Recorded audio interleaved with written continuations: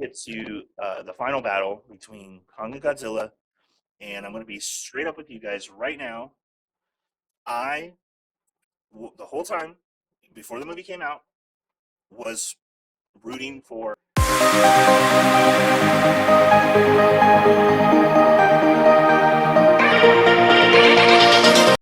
You fam, it's your boy Kamo coming at you with a movie review today. Today I'm going to be reviewing Godzilla versus Kong.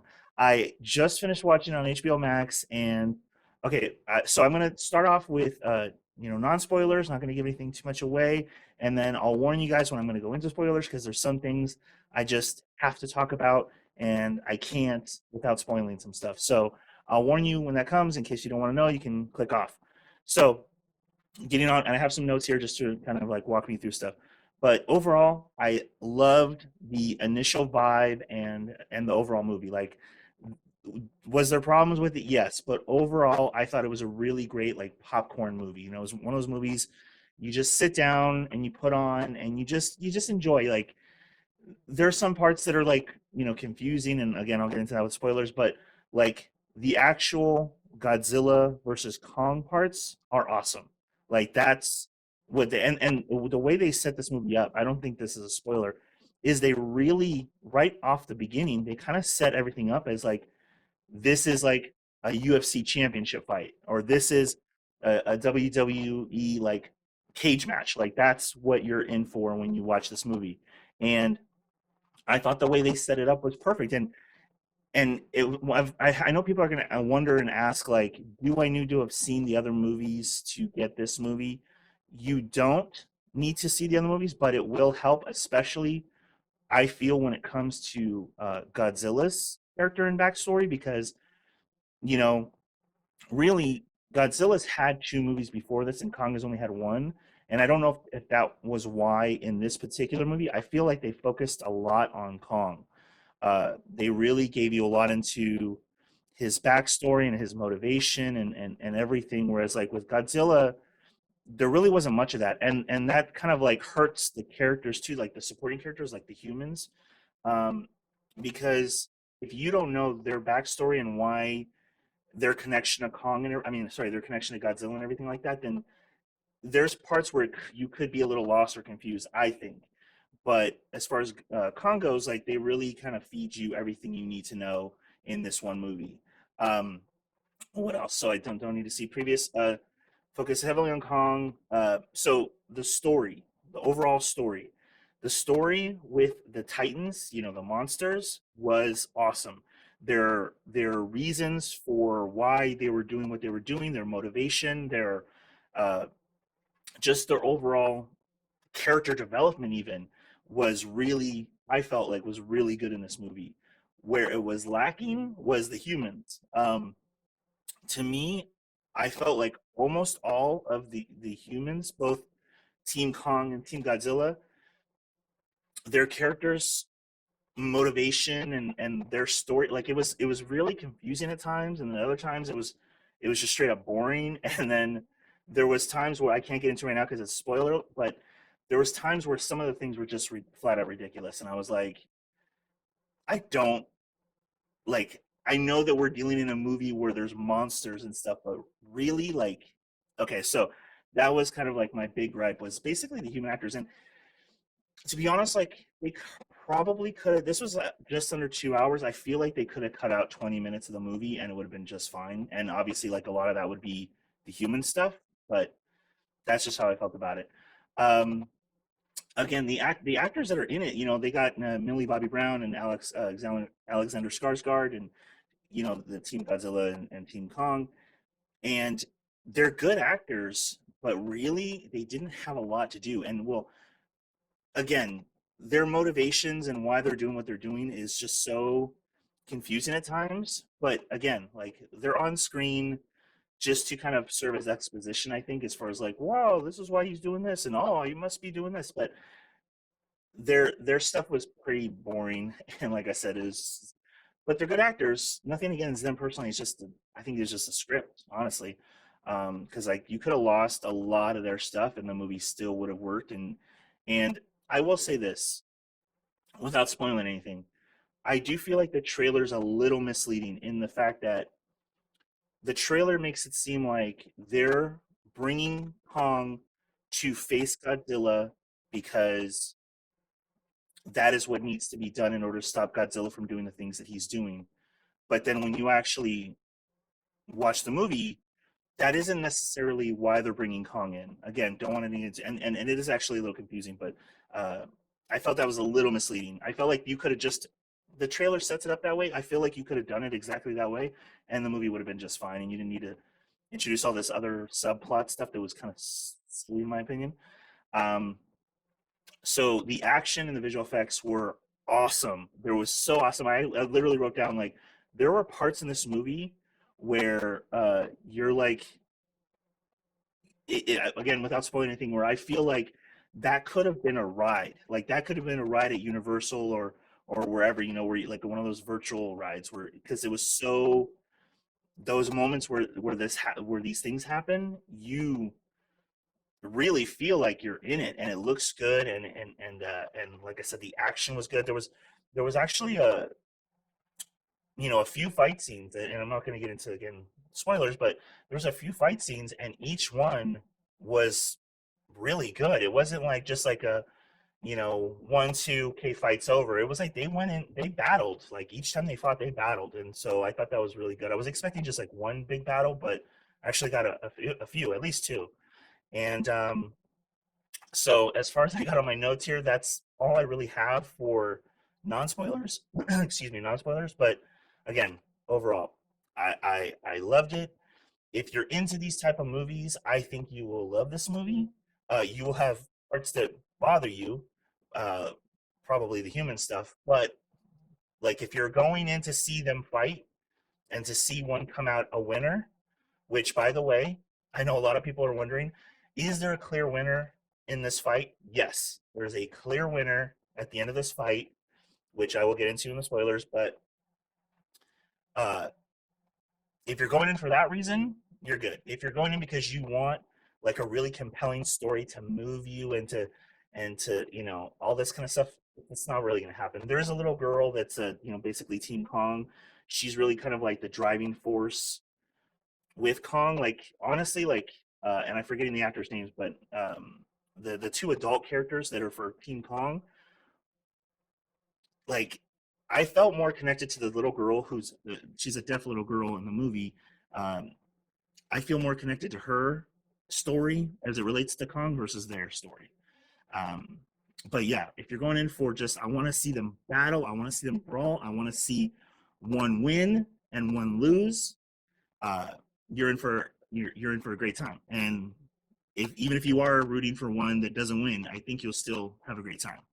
So okay, that's it for non-spoilers. So if you do not want to know the rest, if you don't want to know any spoilers, please exit out now because now I'm going to get into just basically some beats that I took from the movie that I thought were really interesting. So I'm going to give you fair warning. Spoilers coming right now. Okay.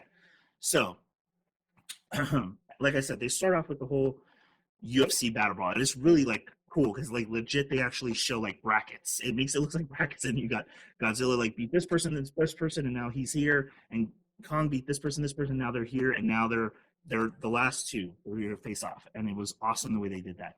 Then you start off with Kong. Like I said, a lot of this story is Kong because I just don't feel like obviously this is only his second time showing up, so uh, you see that he's basically you think he's in a jungle and he's talking to this little deaf girl who signs to him, but then you find out he knows that he's in a containment even though it's made to look like he's in the jungle. He like legit takes like a tree trunk and throws it up in the air, and then you see it crash into like the fake outer glass, almost like the Truman Show. So he's well aware that he's not home, even though they're trying to make it look like his home and feel like his home. um, the little deaf girl, I already mentioned her, but she was awesome. And they have Kong and her have a bond in this movie that is so touching, and it's one of the only parts of the movie as far as like human interaction go that I didn't mind. I thought was actually really cool. Um, so kind of like spoiler again, there's kind of a point in this movie where it kind of takes a turn, and you realize that Kong can actually sign too. Kong not only understands what sign language is, but he too can sign. So it's kind of like this big, like, holy crap moment where you realize that Kong can communicate with us. Like, he understands humans, and he, like, literally, there's a part where the little girl's even telling the mom, like, or not the mom, but like the woman that takes care of her, like, why didn't you tell me that he could sign? And she goes, Kong didn't want you to know because he was afraid. He's afraid of what you'll do if you know he could sign. So he just really, it gets in some more in depth with his character as far as, like, man, he understands way more than we give him credit for. Um, so then they introduce Godzilla. This is one of the parts that I really don't understand why they introduced Mega. I mean, I know they introduced Mega Godzilla so there can be a battle between Kong and Godzilla against Mega Godzilla, but as far as, like, why, like, in the story, why he's created and made, it still doesn't make any sense to me. So I'm probably gonna have to watch the movie again to maybe understand why. It's just basically, I just chalk it up to, like, a rich man's, like, extravagant, like, whims of a madman, whims of a eccentric billionaire, kind of like a Lex Luthor type thing. Um, so yeah, and I already told you about. So then the whole story with why, again, I can't even get into it, not because it's a spoiler, but because I don't understand the whole story of why they're taking Kong on this expedition to try and kind of lead him to the center of the earth, basically. It's still really confusing to me as to why they were doing that. Um, but they lead Kong. It's kind of messed up too because they get the little girl to lie to Kong and basically say, "Oh, if you go down that hole, and that there's home down there," and he doesn't want to go. He's scared, and then and then they tell the little girl they tell Kong that his family might be down there, and then so as soon as he hears that, he's all like, "I'm in. I'm going down that hole now," and it basically leads to the center of the earth, and then you come to this, like, point where it's like it's an upside down world, almost like Stranger Things, how Millie Bobby Brown is in this movie. But then they basically discover, and they call it later, Hollow Earth. So it's basically, you know, Earth in Jurassic times. There's a lot of monsters and pterodactyl type things and all that kind of stuff flying around, and that's in this Hollow Earth, and that's where Kong goes, and he literally kind of finds his throne. He legit at a moment, like, finds his throne, like his staff, or kind of like a, look more like a, an axe to me, but and then he sits on his throne, and you can kind of tell, like, oh, he just became king right now, because he literally sits on his throne, and there's all these things that are kind of around him that, like, are paying him respect. I thought that was a really cool moment. I'm leaving out that yeah, like, so there was a battle before all that happened, on the ship. They show a lot of that in the trailer. It was a great battle, man, and you get Kong in there, and he's being taken underwater by Godzilla, which is smart, and it's definitely not Kong's strong point. So he definitely doesn't win that fight, and literally has to be saved by the humans, because, like, when he comes up, he's like coughing up the water, and he's just done. He's like out on the ship, like he's done. He's like, I'm exhausted, and, like, Godzilla's like getting ready to come back for round two, and then, like, the humans, like, kind of say, "Oh, well, we turn off all the power on all the ships. You won't know that we're still here." Again, I don't know how. They don't really explain why, but there you go. And so Godzilla's like, "Oh, I guess he's gone. Peace out." He leaves. That's, like, kind of the first major battle. I can't even remember if there's a second one now that I'm thinking about it, but get to the final battle between Kong and Godzilla, and I'm going to be straight up with you guys right now. I the whole time before the movie came out was rooting for to win. I wanted Kong to win. I felt like he is closer to we are than a lizard is. Sorry, Godzilla fans, uh, but sadly, Kong loses. Everybody I knew and talked to that was asking him, "Hey, who do you hope wins, or who do you think will win?" Everyone was Team Godzilla. I was the only one that was going for Kong, and they were like, yeah, Godzilla better win. He's way better. Um, but I will say that even though Kong lost, it was still a worthy battle. Like, he did definitely did not go down easy, and he definitely got some licks in on Godzilla. So during those moments, I was amped. I was like, yes, yes, he's gonna win. And then of course he doesn't win. Godzilla does a couple of scratchies, and then all of a sudden that's it. He's done. So, which was actually there was actually a really cool moment where literally Godzilla has his foot. I think it's a foot on Kong's chest. Kong is on the ground, and like Godzilla is like yelling at Kong. Kong is just sitting there exhausted, and you can tell Godzilla's not satisfied. So he does it again, and like in his face, like yelling, the fucking the scream he does.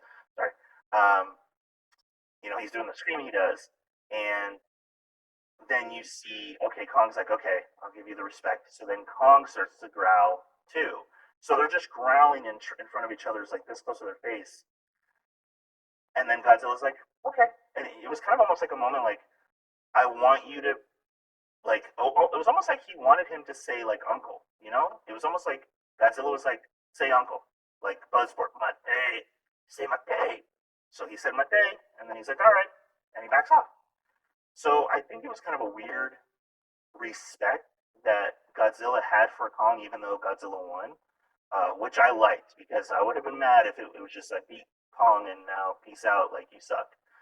So I'm glad that they gave Kong respect, even though he lost the fight, sadly. Um, so all this is happening. Meanwhile, like the guy that's hooked up to Mecha Godzilla to run him, I still don't know what happens as to why all of a sudden he gets electrocuted and now he's not controlling it anymore. It's controlling itself. Again, plot holes galore. I don't understand. But now Mechagodzilla's free, like just free to roam and do as he wants, and he's just on a bender, like to just wreak havoc on everyone. So he starts coming after. He obviously shows up right after basically Kong loses. He shows up and starts beating Godzilla's ass. Like he's seriously whooping Godzilla's ass, like big time. And it was making Godzilla look pretty weak.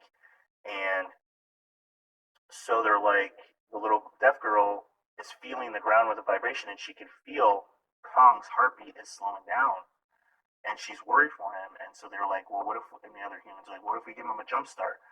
So they take this flying thing that again, I just it's weird, and they put it over his chest, and then the guy like Alexander Skarsgård like sets off a bomb almost, and then like leaves, sets the ship on Kong's chest, sets off a bomb, basically leaves. That bomb like is electric surge, so it like kind of basically gives him electric shock and wakes him up, and like he's like, well, he just got jolted, and now he's ready back in for action. So then he jumps in right as Mechagodzilla is about to basically annihilate Godzilla. He's about to breathe his laser breath, whatever he's got, into Godzilla's mouth, and Kong jumps in and saves him. And then Kong starts whooping Mechagodzilla's ass, and then they both team up and whoop Mechagodzilla's ass. We all knew that was going to happen. Um, but what really tripped me out is how Mechagodzilla finally kind of gets defeated. Is Team Godzilla, Millie Bobby Brown and the other supporting cast break into this high security clearance place where Mechagodzilla was created and everything. Um, every time they go into a new room or go up in an elevator or at every turn they go into this place, no security, none. They're just walking free in this supposedly high security clearance place, and they're just roaming about. And they find this room where I guess you can kind of control Mechagodzilla, and obviously nothing's working because it's all messed up somehow.